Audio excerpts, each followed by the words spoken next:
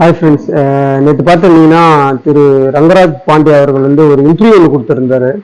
அந்த இன்டர்வியூவில் ஒரு பயங்கரமான ஸ்டேட்மெண்ட் ஒன்று அவர் வெளியிட்டிருந்தார். நம்ம தலைவர் தளபதி அவர்கள் சொன்னதை அவர் ரிப்பீட்டடாக ரொம்ப ஸ்ட்ராங்காக அந்த இன்டர்வியூவில் சொல்லியிருந்தார். அந்த வீடியோவை நீங்கள் பாருங்கள். இந்த பாரு, எனக்கும் உனக்கும் போட்டி முடிஞ்சா என்னை கை வச்சு பாரு. நான் ஆபீஸ்ல இருப்பேன், வீட்டுல யோசிச்சு பாருங்க. Sentences and statements. நான் வீட்டுல இருப்பேன், ஆபீஸ்ல இருக்கேன், என்னை கை வைங்க, என்னுடைய சொல்றதை தொடாதீங்க. He is becoming a beautiful political leader. உங்களுக்கு புரியுங்களா? He is growing as a political leader. இவர்கள் எல்லாருமே கேலி பண்ணிட்டு இருந்தார், விஜய் கிடையாது.